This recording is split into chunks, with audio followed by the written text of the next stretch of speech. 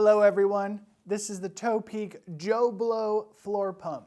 This one is specifically the digital version. Most of the time you're going to find the analog version. Now this is an amazing floor pump and I definitely recommend it, and you can click off the video. It has a very sturdy construction of steel. I should go get a magnet. What separates this pump from all the other pumps? Well, the guy at the store told me there's no warranties on this pump, so you definitely want to get this pump over some other brands out there. It features a super sturdy base, and the handle is like super sturdy plastic. I can't tell you how many pumps I've broken the handle off. Now, I can't tell you what the warranty is on this. I'm sure it's 1 year, 2 years, maybe lifetime. It has a pretty killer head on the front here. So you put it on the tire and then you lift it up. With the digital version, you're going to get way better accurate tire pressure, and then you're going to slowly dial in the perfect tire pressure for your riding style and weight.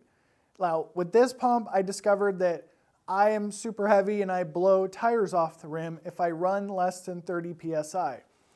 The difference between 25 and 30 PSI on a cheap analog gauge is very hard to tell.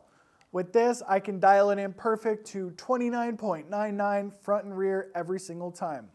Now with this sturdy design and innovative head that works super good, you can also pump your car tire up in a pinch. Now let me tell you about the bad stuff about this pump. Okay, it is quite a behemoth to put in your car and store, and it rattles around. It's a big, heavy piece of steel. And then the last bummer of this shock pump is it's quite challenging to put batteries in. There's 4 screws from the bottom, and they're like tiny little screws, and it was super difficult to put in. There's actually a YouTube video out there on how to put the screws in, I guess.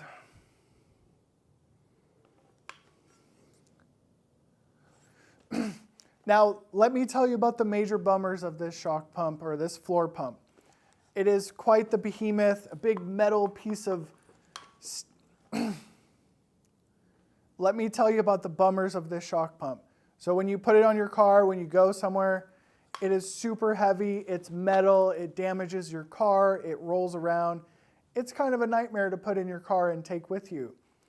And then the last bummer, super nightmare of this thing is changing the batteries. Extremely challenging. I am tempted to show you because it would be very helpful. So let me show you how to get the batteries out of it. That's the major nightmare of the Topeak digital floor pump Joe Blow style pump. In order to change the batteries on the Topeak digital floor pump, you are going to need some mechanical tools and know-how.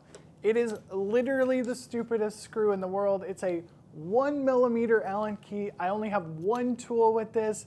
And then you have to come in from this side, and if the tool is not loose, you can only get about a quarter turn.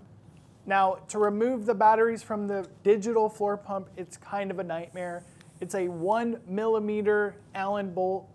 I only have one set of wrenches that has a 1 millimeter, and it's this all-in-one Husky kit. And you come in from the bottom, and it takes some time, and it's kind of a pain in the butt.